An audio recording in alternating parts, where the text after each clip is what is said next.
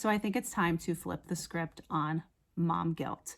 And I have a little story I want to share with you today about my trip to the grocery store with my two boys and what it got me thinking about in terms of mom guilt and what we can do to remedy that terrible feeling that we all get from time to time when it comes to how we're parenting, where we're parenting, who we're parenting around, what methodologies we're following, all we moms will find anything to feel guilt about, right? It seems like.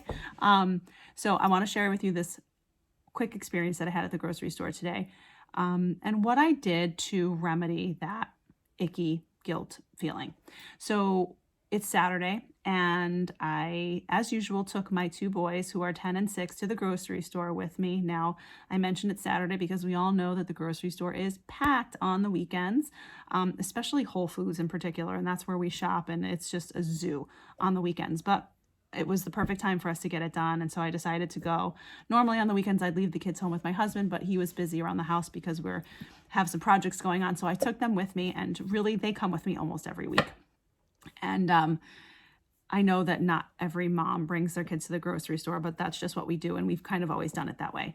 But anyway, I'm always tense when I go grocery shopping and I'm at a store. I think I have a little bit of anxiety. Well, I know I have anxiety, but it's triggered when I'm out shopping somewhere a little bit, and not to a point where I feel anxious and nervous, but I get a little bit stressed and sort of grumpy. That's sort of like my symptom when I'm out shopping, my symptom of anxiety when out shopping. And it doesn't even have to be the grocery store. It can be a clothing store, anywhere. And so when I go into a grocery store, especially when it's crowded, I am tense. And my kids, my boys, I mean, they're 10 and 6-year-old boys, so they're not low energy, let's just say that. But they're so well behaved, they're so good, they're so helpful.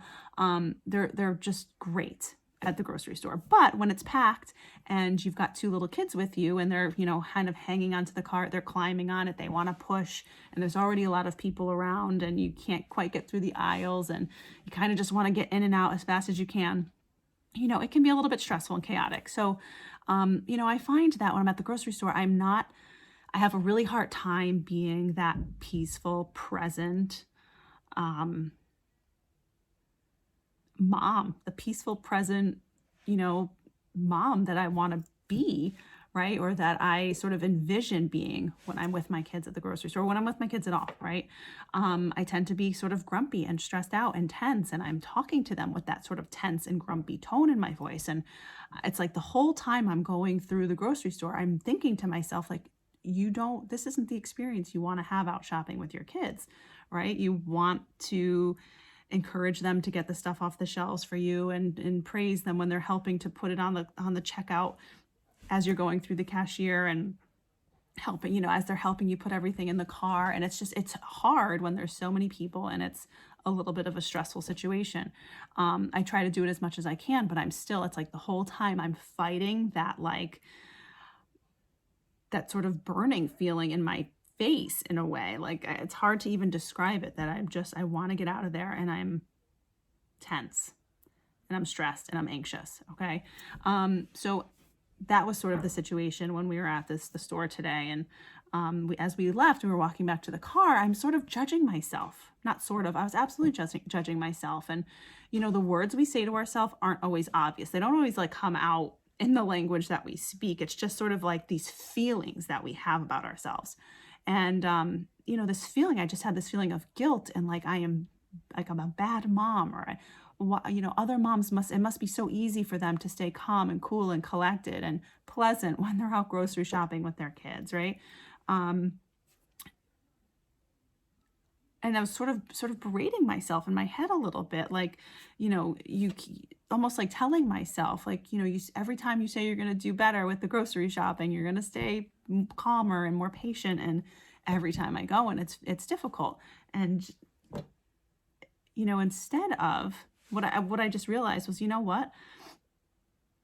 berating myself like this and judging myself so harshly is probably not going to get me anywhere, right? It's sort of the long sort of lifelong process of healing and personal development that over time gives us better access to the patience and to the pleasant mood, and to sort of a kinder tone when we do feel chaotic and we do feel stressed.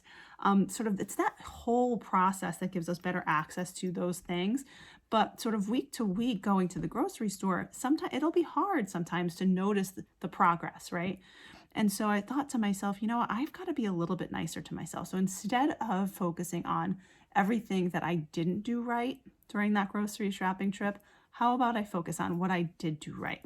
How about I focus on, instead of the fact that I wasn't that pleasant and peaceful and patient at the grocery store, how about just the fact that, I bring my boys to the grocery store with me every single week, and they are growing up knowing how to grocery shop, what it means to buy food for the family and to plan for the week and to, pay. They see how much it costs to pay for groceries.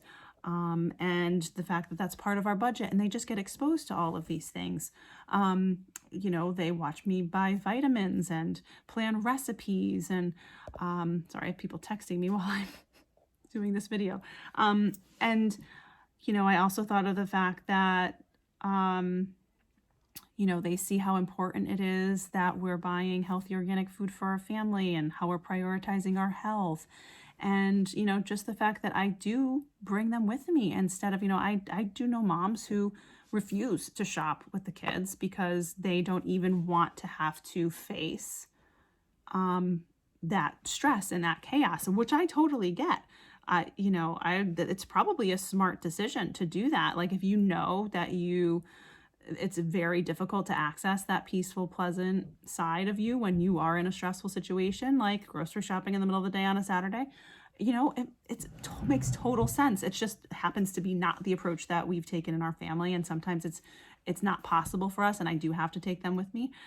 So the one tip I have for you today, for how to get rid of mom guilt, is to simply focus on all of the things that you are doing right, all of the effort that you're putting in to being the best version of yourself that you can be for your kids. And I'm going to make an important note there, just to mention that the best version of yourself is always going to mean the happiest version of yourself. So you've got to do what it takes to make you happy and be the happiest version of yourself, because that's what our kids really need. They need happy and peaceful parents who are happy and peaceful on the inside. So obviously that's a journey for some of us, but it's worth the work that we put in to do it.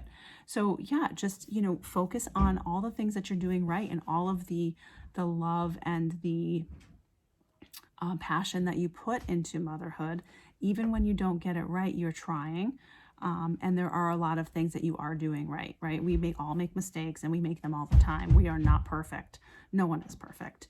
But our kids love us and they need us, and they will feel the shift in the energy when we focus on all of the things that we are doing right for them. So that was my approach today at the grocery store for our weekly grocery trip. And, it's these little mundane day-to-day things that we do, sometimes every week, sometimes every day, where we can notice our patterns and our behaviors, and we can make a conscious shift in sometimes not what we're doing, but the way we're thinking about what we're doing.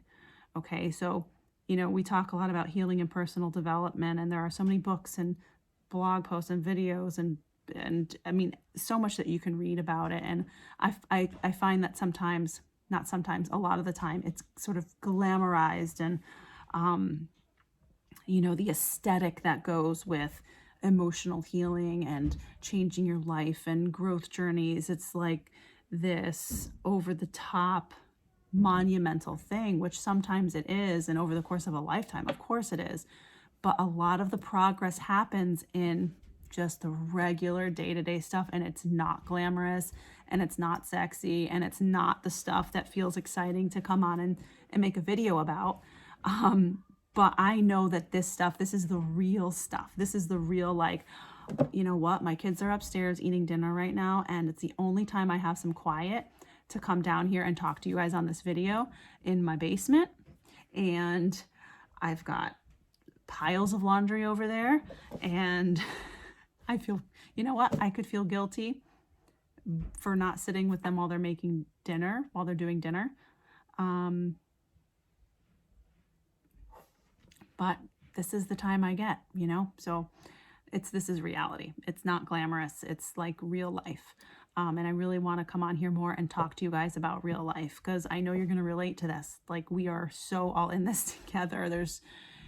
We are all more alike than we are different. And I think sometimes we feel so separated because, especially in this day and age, because we're not actually having as many in-person, authentic conversations. We're seeing this, like I said, curated and filtered image of motherhood on social media, on television, wherever. But that's not real life. This is. So, even though it's a video. So, okay, I've got a kid coming down. Mama's still doing her video. Did you want to say hi? It's just me. You want to say hi? You need me to bring you to poop? Okay. No, they don't want to see your dinner in your mouth. Stop. Okay. See you guys next time. Bye. Bye. Yeah.